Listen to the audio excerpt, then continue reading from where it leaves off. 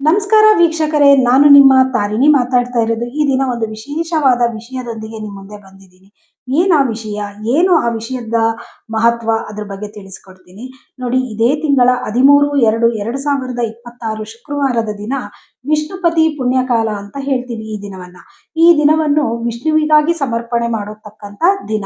ವಿಷ್ಣುವಿನ ಪೂರ್ಣ ಆಶೀರ್ವಾದವು ನಮ್ಮ ಮೇಲಿರುತ್ತದೆ.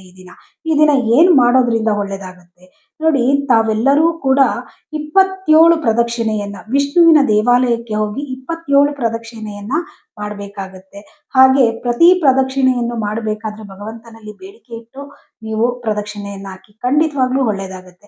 ಹಾಗೆ ಹಳದಿ ಹೂವಿರ್ಬೋದು, ತುಳಸಿ ದಳ ಇರ್ಬೋದು, ಸುಗಂಧ ಭರಿತವಾದ ಪುಷ್ಪಗಳಿರ್ಬೋದು, ವಿಷ್ಣುವಿಗೆ ಅರ್ಪಣೆ ಮಾಡೋದ್ರಿಂದ ವಿಷ್ಣುವಿನ ಪೂರ್ಣ ಆಶೀರ್ವಾದವನ್ನು ನಾವು ತಗೊಳ್ಬೋದು. ಹಾಗೆ ಯಾವುದೇ ಒಂದು ವಿಷಯ ಇರ್ಬೋದು, ಒಂದೇ ಒಂದು ವಿಷಯನ ಮನಸ್ಸಲ್ಲಿ ಅಂದ್ಕೊಂಡು ವಿಷ್ಣುವಿನ ದೇವಸ್ಥಾನದಲ್ಲಿ ಪ್ರದಕ್ಷಿಣೆಯನ್ನ ಹಾಕಿ, ತುಂಬಾ ಒಳ್ಳೇದಾಗುತ್ತೆ. ಇದನ್ನ ತುಂಬಾ ನನ್ನ ಕ್ಲೈಂಟ್ಗಳು ಲಾಸ್ಟ್ ಟೈಮ್ ವಿಷ್ಣುಪತಿ ಪುಣ್ಯಕಾಲದ ದಿನ ಅದರ ಒಂದು ಸದುಪಯೋಗನ ಪಡ್ಕೊಂಡು ತುಂಬಾ ಜನ ಹೇಳಿದ್ದಾರೆ, ಇದರಿಂದ ನನ್ಗೆ ಒಳ್ಳೇದಾಗಿದೆ ಅಂತ. ನೀವು ಕೂಡ ಇದನ್ನ ಮಾಡಿ, ಒಳ್ಳೇದಾಗುತ್ತೆ. ಹಾಗೆ ಈ ದಿನ ನೋಡಿ, ಪಿತೃಗಳ ಕಾರ್ಯವನ್ನ ಮಾಡ್ತಾರೆ, ದಾನ ಧರ್ಮಗಳನ್ನ ಮಾಡ್ತಾರೆ, ಜಪ ತಪಗಳು, ಹೋಮ ಎಲ್ಲವನ್ನೂ ಮಾಡ್ತಾರೆ. ನಿಮ್ಗೆ ಯಾವುದು ಆಗೋದಿಲ್ಲ ಅಂದ್ರೂ ಕೂಡ ಭಗವಂತನಿಗೆ 27 ಪ್ರದಕ್ಷಿಣೆ ಅಂತೂ ಹಾಕ್ಲೇಬಹುದು. ಖಂಡಿತವಾಗ್ಲೂ ಮಿಸ್ ಮಾಡಬೇಡಿ. ಮತ್ತೊಮ್ಮೆ ಇದರ ಸದುಪಯೋಗವನ್ನ ಪಡ್ಕೊಳ್ಳಿ. ಧನ್ಯವಾದಗಳು.